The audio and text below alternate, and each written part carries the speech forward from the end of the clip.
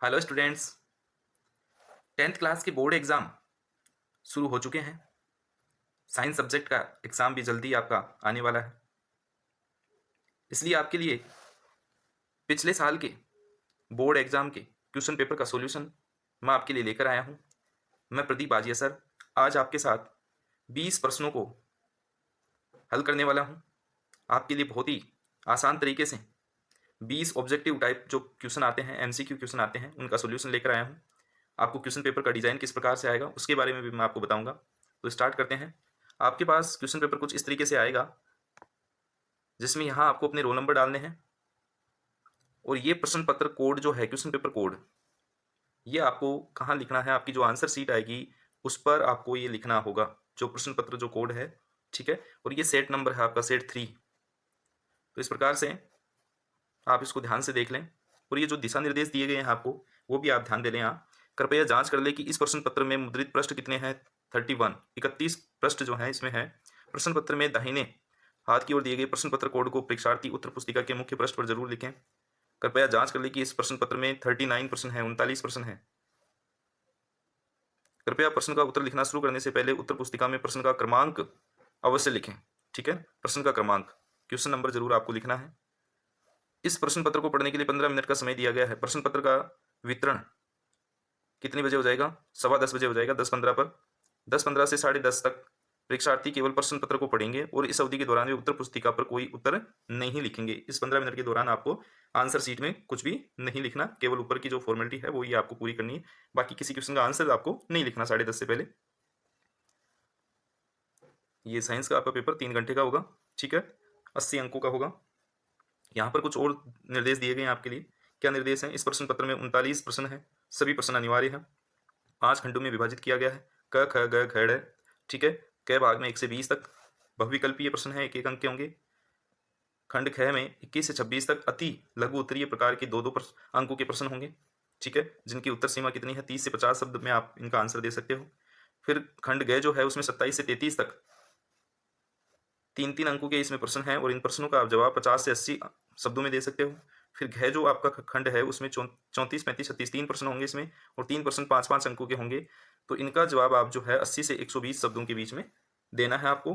अड़े जो आपका 5वां खंड है इसमें 37, 38, 39 3 प्रश्न होंगे और इनमें क्या होगा, ये स्रोत या प्रकरण आधारित जो केस स्टडी वाले प्रश्न होते हैं आपके, ये 4-4 अंकों के प्रश्न होंगे और इसमें उप प्रश्न दिए गए होंगे, यानी एक क्वेश्चन के अंदर 3-4 प्रश्न आपको मिलेंगे। प्रश्न पत्र में समग्र विकल्प नहीं दिया गया है, यानी सभी में जो है आपको अथवा वाले नहीं दिए गए हैं, लेकिन कुछ खंडों में आंतरिक विकल्प, आंतरिक विकल्प का मतलब है कि नहीं 3 में से आपको 2 करने हैं या अथवा का प्रश्न दिया गया है। ये खंड क की शुरुआत करते हैं हम। खंड क की शुरुआत करते हैं। पहला ही प्रश्न है, यहाँ देखिए आप। पहला प्रश्न क्या है? नीचे दी गई तालिका से उस विकल्प को चुनिए जिसमें निम्नलिखित रासायनिक समीकरण में उत्पादों की अवस्थाओं के प्रतीकों x और y के उचित अवस्था प्रतीक दिए गए। अवस्था मतलब आपको बतानी है कि वो ठोस है, ठीक है, यानी सॉलिड है, एक्वा है, लिक्विड है, गैस है, क्या है। तो यहाँ x दे रखा है और यहाँ y दे रखा है। एक अभिक्रिया आपको दे दी यहाँ पर, देखो Zn जिंक जो है वो क्या है? सॉलिड है, और H2SO4 क्या है? लिक्विड है। जब इसमें अभिक्रिया हुई तो ZnSO4 बन गया प्लस H2 मतलब हाइड्रोजन बन गया। तो ये किस अवस्था के होंगे? किस अवस्था के होंगे? ZnSO4 सॉलिड नहीं होगा, एक्वा होगा। तो एक्वा इसमें भी है, एक्वा इसमें भी है। अब यहाँ देखो कि हाइड्रोजन क्या होती है? हाइड्रोजन गैस होती है। तो गैस वाला ऑप्शन किसमें? बी में। तो यहाँ पर बी ऑप्शन इसका ठीक हो जाएगा। क्या ऑप्शन ठीक हो जाएगा? बी ऑप्शन ठीक हो जाएगा इसका। Question number 2। क्वेश्चन नंबर 2 में क्या है? यहाँ दिया गया है बंद रंध्र के दिए गए आरेख में 1, 2, 3 और 4 क्रमशः है, क्या है? तो 1 नंबर पे आप देखोगे, 1 नंबर पे जो आपको दिखाई दे रहा है यह है केंद्रक, ठीक है। तो पहले ऑप्शन में भी है और दूसरे में भी, ए और बी दोनों में है, ठीक है। तो सी और डी तो हो ही नहीं सकता इसका, तो इनको तो पहले आप क्रॉस लगा दो। ए और बी ऑप्शन में से देखेंगे।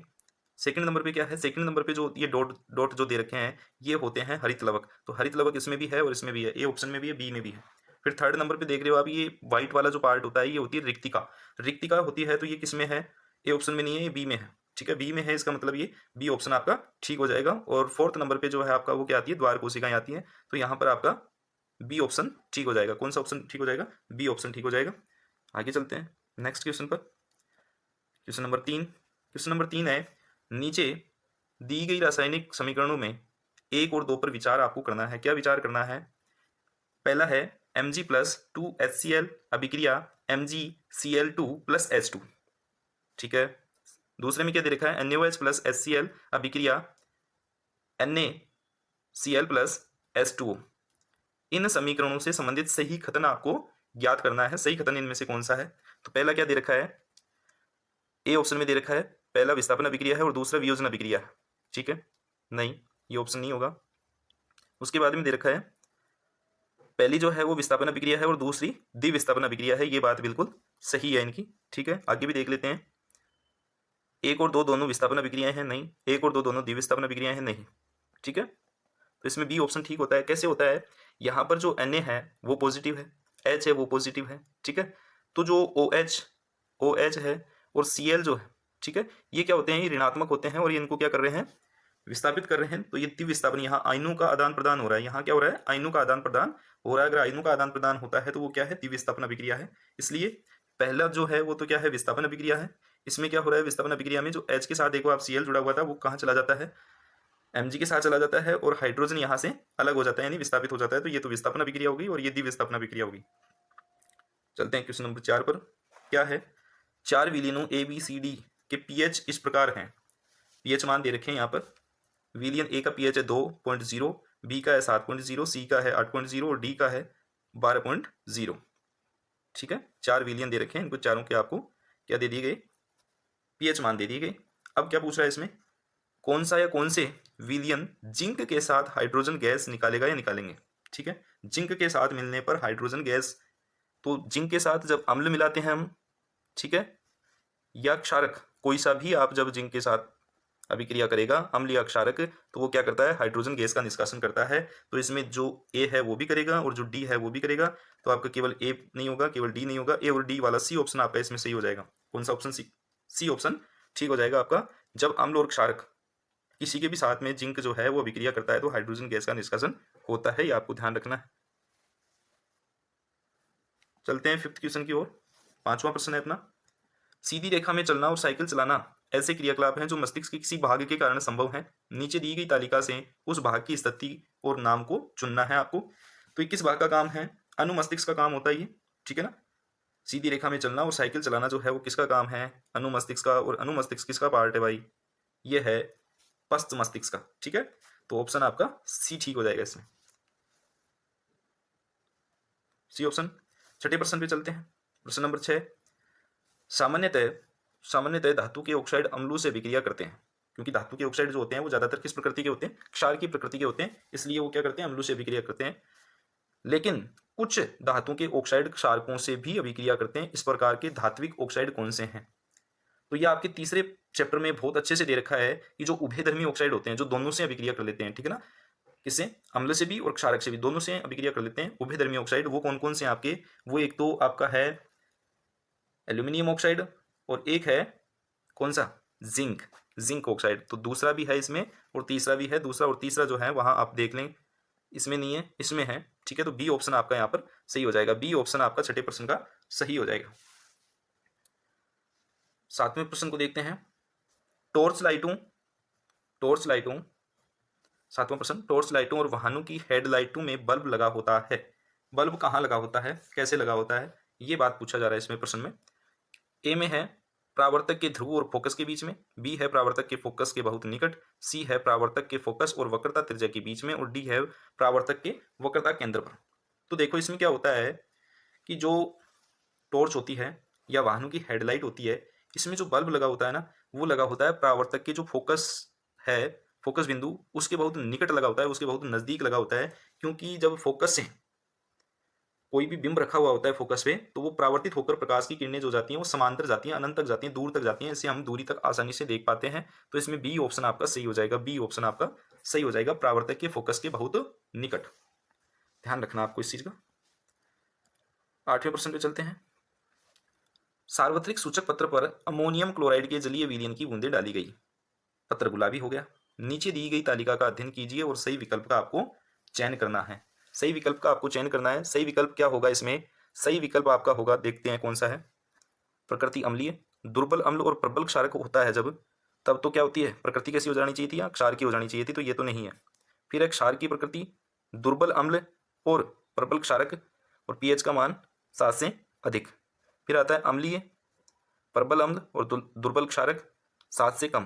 क्षारकीय, प्रबल अम्ल, प्रबल क्षारक मान 7।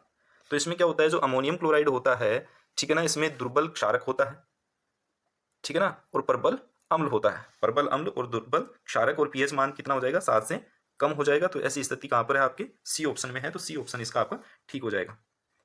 चलते हैं अगले प्रश्न पे। ब्रॉन्ज यानी कांसा जो है वो किसकी मिश्र धातु है, कौन कौन सी धातुओं से मिलकर बनी हुई है?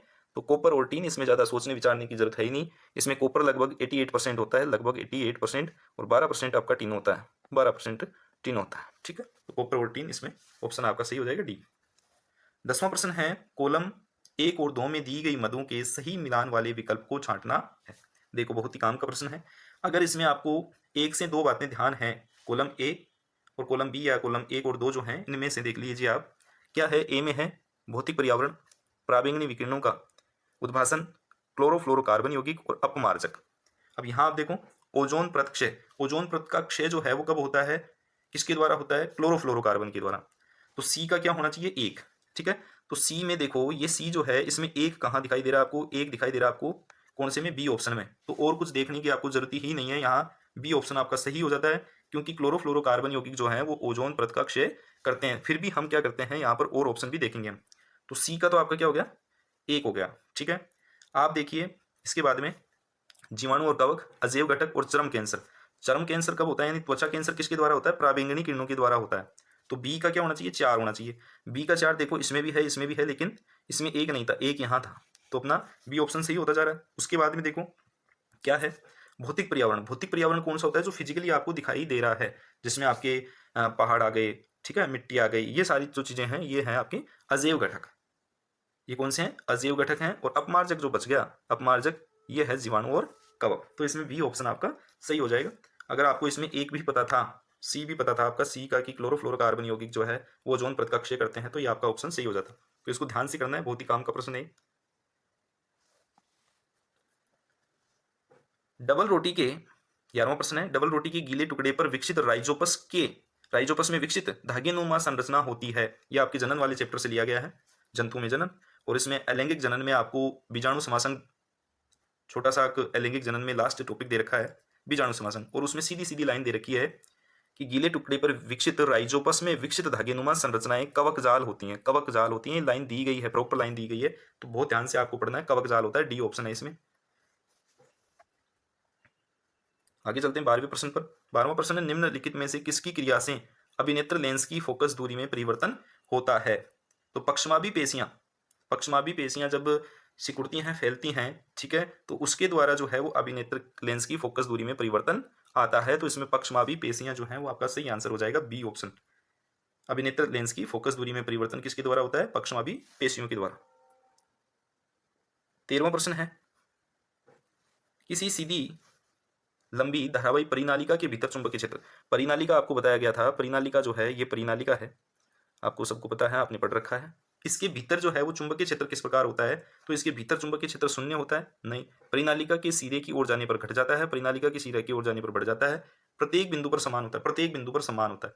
परिनालिका जो होती है उसमें प्रत्येक बिंदु पर चुंबकीय क्षेत्र क्या होता है, समान होता है, एक समान होता है। तो आपका डी ऑप्शन इसमें सही हो जाएगा।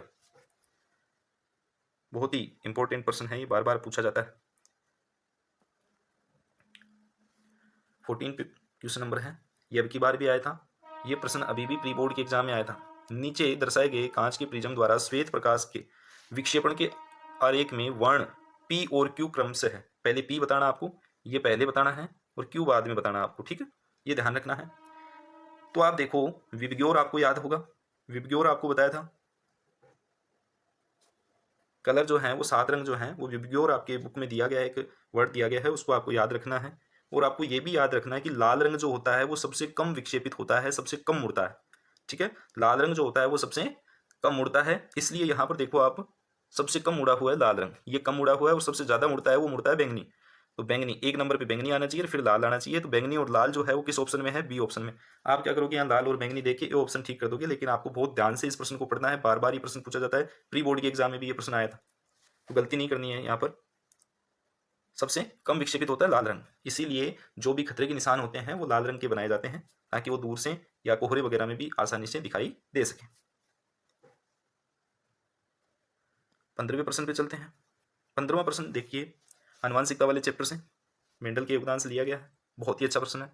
मटर के पौधों के साथ किए गए किसी प्रयोग में किसी शुद्ध लंबे पौधे कब होते हैं? जब दोनों टी क्या होंगे? कैपिटल होंगे। समझना क्वेश्चन को यहीं से, बहुत काम का प्रश्न है। शुद्ध लंबे पौधे कब होंगे? जब दोनों टी जो हैं वो कैपिटल होंगे। का किसी शुद्ध बौने पौधे, और शुद्ध बौने पौधे कब होंगे? जब दोनों टी स्मॉल होंगे। के साथ संकरण कराया जाता है। तो F2PD में F2 संतति के पौधों में शुद्ध लंबे पौधे और शुद्ध बौने पौधों का अनुपात क्या होगा? अब ये देखते हैं आप क्या करेंगे कि 1 और 3 वाला, 3 और 1 वाले में दोनों में आप कंफ्यूज हो जाएंगे कि कौन सा करना है कौन सा नहीं करना। लेकिन ये दोनों ही ऑप्शन यहाँ पर गलत हैं। ये दोनों ही ऑप्शन गलत हैं। कैसे गलत हैं? यहाँ पर कहा गया है कि शुद्ध लंबे पौधे का मतलब है दोनों टी जो है वो आपकी क्या होनी चाहिए? कैपिटल टी होनी चाहिए। तो ऐसे शुद्ध पौधे कितने होंगे? 1 होगा ऐसा। और शुद्ध बौने पौधे जिसमें दोनों टी स्मॉल होंगी ऐसा भी क्या होगा? 1 ही होगा। ठीक है ना? बाकी 2 पौधे जो हैं उसमें एक कैपिटल टी आएगा और एक स्मॉल टी आएगा, ऐसे आएंगे 2। ठीक है, एक ही आएगा, 2 ऐसे आएंगे और एक ऐसा आएगा। इसलिए शुद्ध लंबे पौधे और शुद्ध बौने पौधे का जो अनुपात है वो 1:1 होगा। इसलिए इसका ऑप्शन जो होगा वो सी सही होगा। ठीक है ना? तो जल्दबाजी ना करें इन प्रश्नों में, बहुत ध्यान से इन प्रश्नों को समझना है। आप जाते हैं वहाँ क्या गलती करते हैं, आपको जैसे ही 1:3 दिख गया, 3:1 दिख गया, ये आपने पढ़ रखा है और बहुत जल्दी जल्दी में आप इसको टिक लगा दोगे। तो ये नहीं करना है। ए या बी ऑप्शन नहीं है, इसमें सी ऑप्शन सही है आपका। बहुत ध्यान से प्रश्न को करना है। 16वां प्रश्न है, नीचे दिए गए 3 फूल दिए गए हैं, XYZ पर विचार करना है। इनमें से कौन सा या कौन से पुष्प फल में विकसित होगा या होंगे? तो फूल में विकसित कब होंगे? जब उसमें स्त्री केसर कम से कम हुई। ठीक है, तो यहाँ पर आप देखो, इसमें जो है स्त्री केसर भी है, पुंकेसर भी है। इसमें स्त्री केसर है, इसमें केवल पुंकेसर है। तो इसमें जो है वो फल का विकास नहीं होगा, फल नहीं बनेगा। इन दोनों में बनेगा क्योंकि इनमें अंडा से पाया जाता है। ठीक है, तो ये हो गए एक्स और वाई। एक्स और वाई यानी सी ऑप्शन आपका ठीक हो जाएगा। 16वें प्रश्न में आपका सी ऑप्शन एक्स और वाई में। अब आते हैं काम के प्रश्न, अभिकथन और कारण वाले प्रश्न, जो कि आपको ऑप्शन समझने में भी दिक्कत आती है, लेकिन आपको बहुत ध्यान से इन प्रश्नों को समझना है। मैं एक बार फिर आपको बता रहा हूँ, पहले भी जब प्री बोर्ड का सॉल्यूशन करवाया था मैंने, उस समय भी आपको बहुत अच्छे से बताया था। उसका वीडियो भी 20 प्रश्नों का आप देख सकते हैं। देखिए प्रश्न नंबर 17 से 20, इसके लिए क्या करना है आपको? इसके लिए आपको करना है कि अभिकथन ए और कारण आर दिए गए हैं आपको। यहाँ पर अभिकथन ए और कारण आर दिए गए हैं। अगर ए और आर दोनों सही हैं, ये दोनों बातें अगर सही होती हैं और आर द्वारा ए की सही व्याख्या होती है तो आपको ए ऑप्शन करना है। अगर ये आर जो है इस ए की सही व्याख्या करता है तो आपको ए ऑप्शन करना है। अगर ए और आर दोनों सही हैं परंतु आर द्वारा ए की सही व्याख्या नहीं हो रही है, ठीक है, ये भी सही है ये भी सही है, लेकिन आपस में रिलेट नहीं कर रहे, एक दूसरे की व्याख्या नहीं कर रहे, आर जो है इसका कारण नहीं बता रहा, इसका मतलब क्या है? बी है दोनों सही लेकिन ये इसका कारण सही नहीं बता रहा, तो बी ऑप्शन होगा। अगर ए सही है और आर गलत है, ए सही है आर गलत है, तो कौन सा ऑप्शन करना है? तो सी ऑप्शन करना है। ठीक है, और अगर ए गलत है और आर सही है, ए गलत है आर सही है, तो आपको डी ऑप्शन करना है। बहुत सारे बच्चे ऐसे होते हैं जो कहते हैं कि सर इन प्रश्न में तो 17, 18, 19, 20 नंबर प्रश्न में तो ऑप्शन थे ही नहीं, हम ऑप्शन कहाँ से करते? तो भैया आपको ऑप्शन यहीं पर दे दिए गए हैं, आप यहीं से ऑप्शन करोगे। जो बातें यहाँ पर, जो कंडीशन यहाँ पर बताई गई है उसके हिसाब से आपको आपका ऑप्शन चयन करना है, ध्यान रखना है इसमें। देखो प्रश्न को सोल्व करते हैं। 17वें प्रश्न की बात करते हैं हम यहाँ पर। 17वां प्रश्न है, अभिकथन ए, शाकाहारियों को प्रदान की गई ऊर्जा स्वपोषियों के पास वापस नहीं आती। बिल्कुल सही बात है। स्वपोषी कौन होते हैं? पादप होते हैं। ठीक है, स्वपोषी पादप हैं, ये उत्पादक हैं। और शाकाहारी, ठीक है, शाकाहारी को जब ये ऊर्जा दे देते हैं, शाकाहारी इनसे ऊर्जा प्राप्त कर लेता है, तो वो शाकाहारी से ऊर्जा वापस इनके पास नहीं आती है। सही बात है, बिल्कुल सही बात है। फिर कारण क्या दे रखा है? किसी आहार श्रृंखला में ऊर्जा का प्रवाह एक दिशिक होता है। बिल्कुल एक ही दिशिक होता है, ऊपर की ओर ही जाएगा ये, ठीक है ना, ऊपर के पोषी स्तर में ही जाएगा, इसलिए एक ही दिशिक होता है। तो ये बात भी सही है और इसकी सही व्याख्या करता है। इसका मतलब इसका ऑप्शन क्या हो जाएगा? ए सही हो जाएगा। इसका ऑप्शन क्या हो जाएगा? ए सही हो जाएगा। ठीक है, बहुत अच्छे से समझ लें आप इसको। 18वां प्रश्न पढ़ते हैं हम। 18वें में है, एथनॉल का गलनांक और क्वंथनांक। एथनॉल का गलनांक और क्वंथनांक सोडियम के गलनांक और क्वंथनांक की अपेक्षा निम्न होता है। सही बात है। दूसरा है, आयनिक यौगिकों के अणुओं के बीच आकर्षण बल अत्यधिक प्रबल होते हैं, मजबूत होते हैं। ये भी सही बात है इसकी, और ये इसकी सही व्याख्या भी करता है, इसलिए इसका ऑप्शन क्या हो जाएगा? ए सही हो जाएगा। 18वें प्रश्न का ए ऑप्शन सही हो जाएगा। चलते हैं 19वें प्रश्न की तरफ। 19वां और 20वां प्रश्न देखेंगे। 19वें प्रश्न में क्या है? अभिकथन ए, मानव नर में वर्षण उदर गुहा के बाहर वर्षण कोष में अवस्थित होते हैं। बिल्कुल सही बात है। वर्षण कोष शुक्राणु के उत्पादन के लिए शरीर के सामान्य ताप से कम ताप प्रदान करता है। या शुक्राणु उत्पादन के लिए जो है शरीर के ताप से कम ताप की आवश्यकता होती है, इसलिए जो वर्षण है वो वर्षण कोष में अवस्थित होते हैं मानव शरीर के बाहर, ये उदर गुहा के बाहर, उदर गुहा के बाहर। ठीक है, तो ये बात भी इनकी सही थी और ये कारण भी इसका सही है कि क्यों जो है उदर गुहा के बाहर स्थित होते हैं, क्योंकि इनको शरीर के सामान्य ताप से कम ताप की आवश्यकता होती है शुक्राणु निर्माण के लिए। ठीक है, तो दोनों बातें सही है और ये इसका कारण भी सही दे रहा है। ठीक है, तो इसमें भी ए ऑप्शन सही हो जाएगा। 20वां प्रश्न देखते हैं।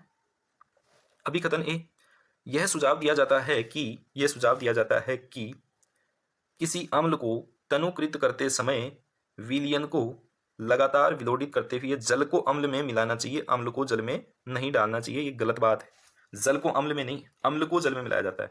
ठीक है, जल को अम्ल में नहीं मिलाया जाता, अम्ल को जल में मिलाया जाता है, तो ये बात गलत है इसकी। फिर कारण दे रखा है, अम्ल को जल में विलीन, अम्ल को जल में विलीन करने की प्रक्रिया अत्यधिक ऊष्माक्षेपी होती है। बिल्कुल ऊष्माक्षेपी होती है, ये सही बात है। तो इसमें ए गलत है और आर सही है। इसका मतलब कौन सा ऑप्शन ठीक हो जाएगा? डी ऑप्शन ठीक हो जाएगा।